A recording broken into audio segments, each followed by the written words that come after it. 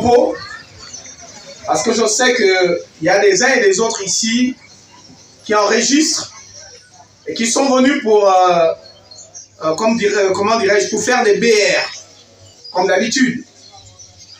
Moi, je vous dis, et je le dis clairement, je ne suis pas ici en tant qu'opposant du CTRI.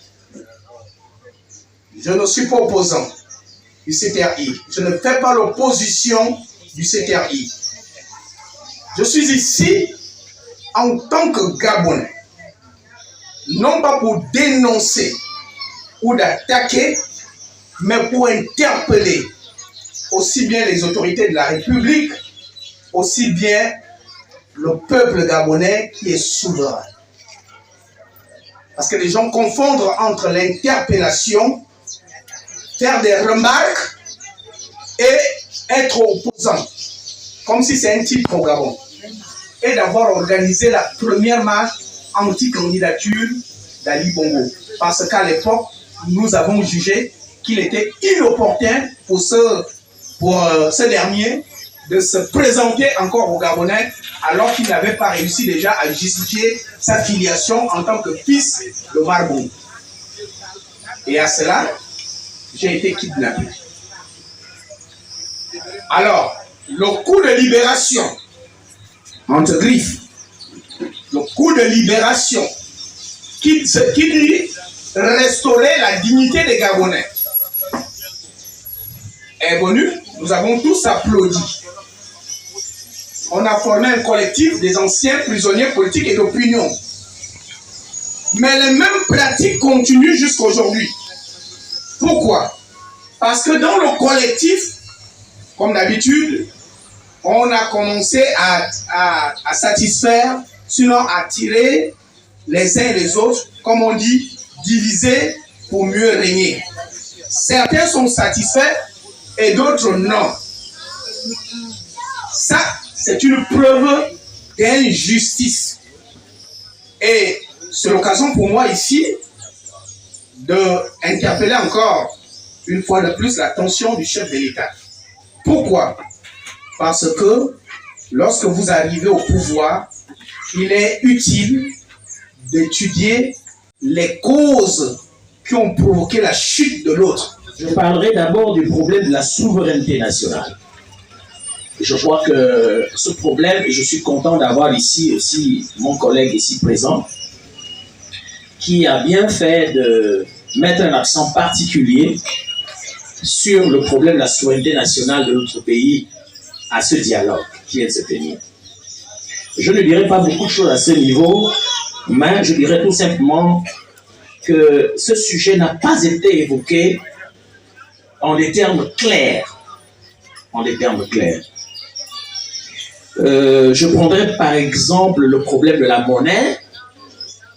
Je prendrai le problème de la présence militaire française dans notre pays. Je prendrai le problème de l'exploitation de nos matières premières, etc., etc. Alors, il va falloir qu'on revoie de fond en comble tout ce qui a été fait avec la France en ce qui concerne les accords coloniaux.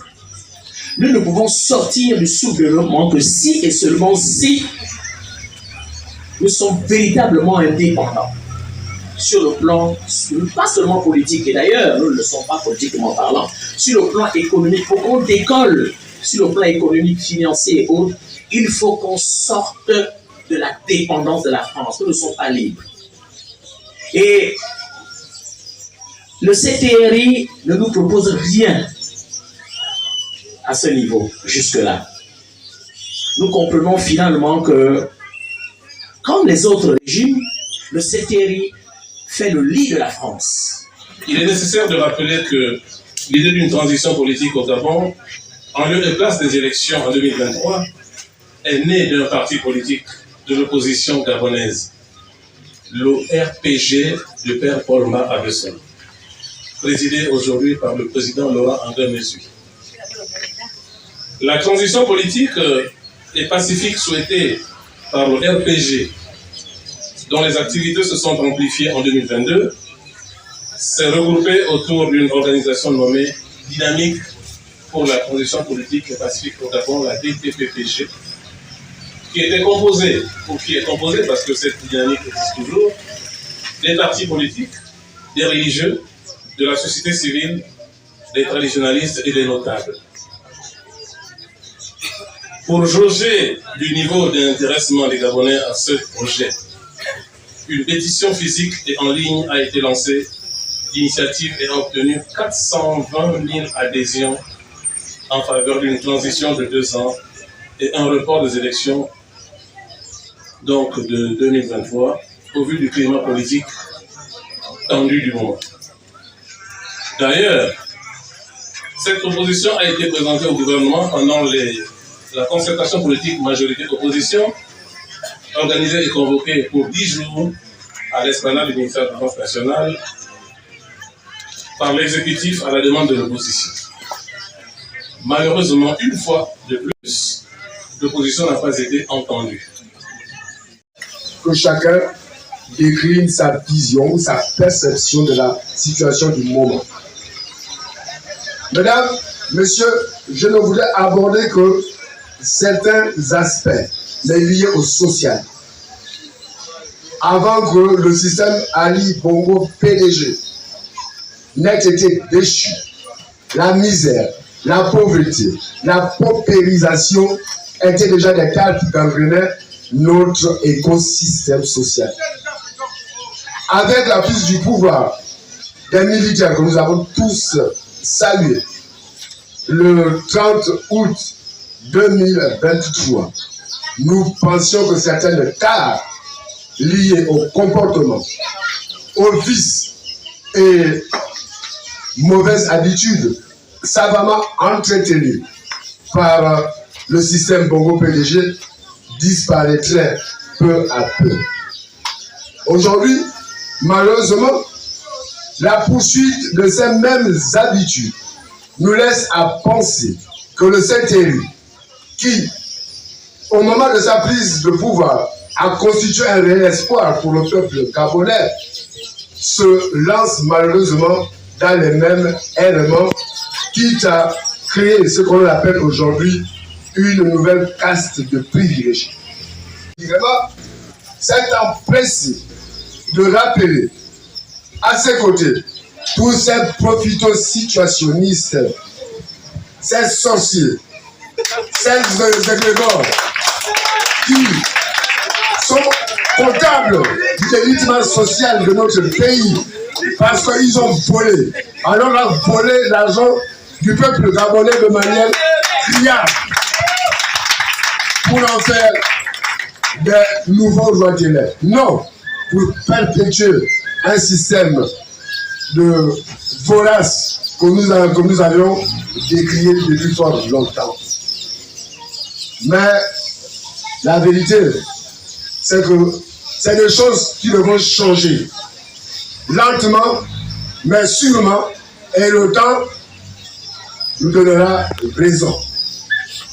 Dans ma ville natale, Mayumba, un nouveau champ pétrolier vient d'être découvert. Mesdames, Messieurs, j'ai fait le tour du Gabon dans l'optique de remercier non seulement les populations qui m'avaient fait confiance pour avoir voté pour ma modeste personne, mais aussi de leur demander de se fédérer et de soutenir l'action politique du CTRI. Je commence à déchanter parce que rien n'a changé, parce que rien ne change. Et je crois que si l'on ferme nos bouches, les militaires qui sont déjà au pouvoir, puisque l'argument que l'on nous vend, c'est que ce sont les militaires qui sont au pouvoir. Mais les militaires qui sont au pouvoir ne sont pas plus gabonais que les autres Gabonais.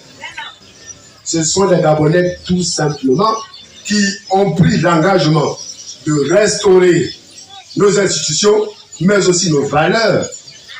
Or, ce qui se passe au jour d'aujourd'hui laisse penser que l'on se fout de nos gueules. Devons-nous continuer à rester insensibles face à toutes ces situations qui ne créent que la division? Bras armé de son volet terroriste s'appelle la France-Afrique. Ils ont pris en otage les principaux leviers de notre souveraineté. D'abord, le levier politique, parce que c'est la France jusqu'à présent qui désigne nos présidents. Léomba, Omar Bongo, Ali Bongo et Brice Clotaire Oligui Nguema sont désignés par la France. Ça doit cesser.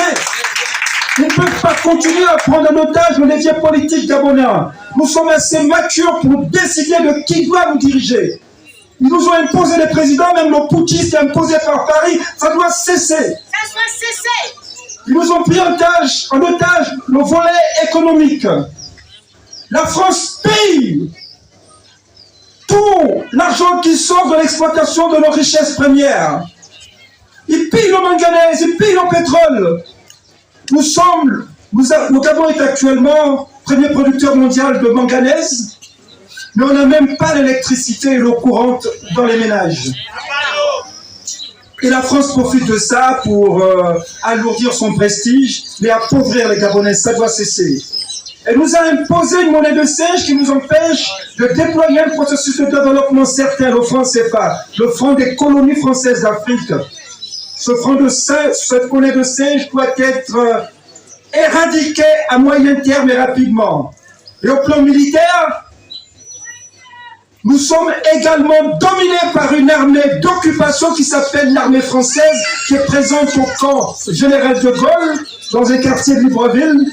Cette armée française est suréquipée, plus équipée que nos unités de défense et de sécurité.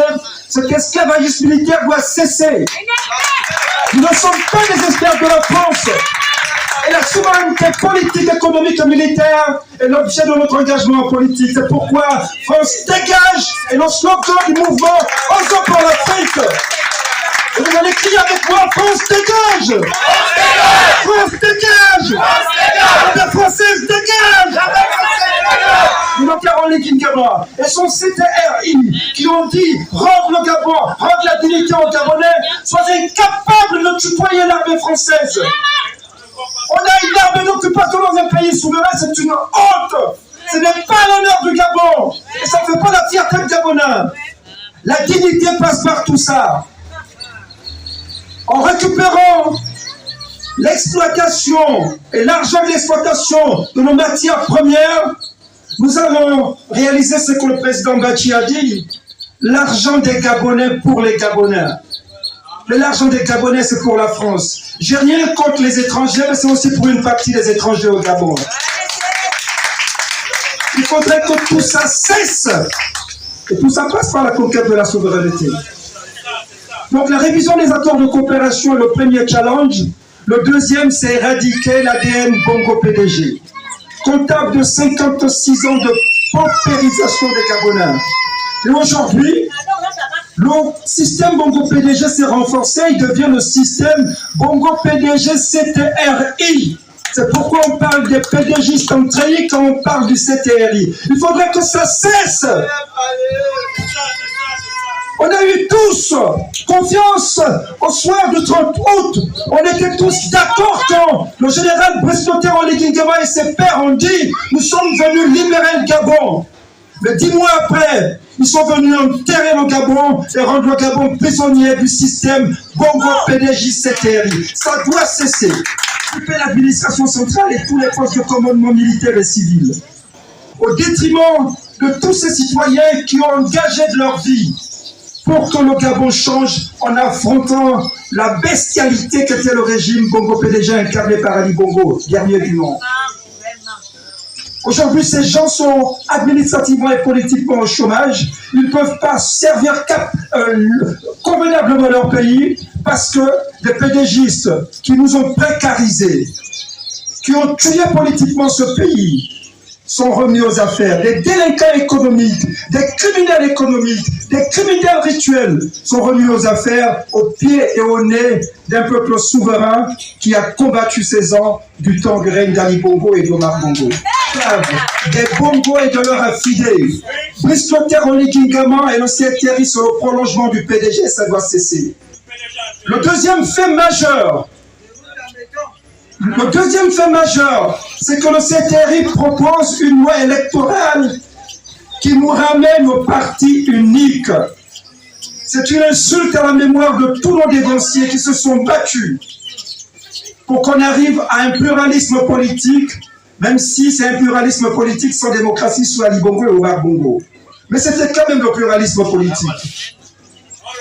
On recule avec une loi électorale dans laquelle le ministre de l'Intérieur, nommé par Brice Clotaire-Oligui Nguema, est seul capable d'organiser l'élection, confectionner la liste électorale, il mettra les noms qu'il veut, et ensuite proclamer les urnes, mais mieux que ça, dépouiller lui seul les bulletins issus des urnes. Mais ça viole ce qu'on appelle, comment ça s'appelle, le préambule de la Constitution. Le préambule de la Constitution fonde le vivre ensemble sur les questions de souveraineté nationale, mais également de pluralisme politique. Le pluralisme politique, ça veut dire que ce n'est pas un seul type ou un seul parti qui décide de l'avenir politique du pays et surtout des élections politiques dans notre pays.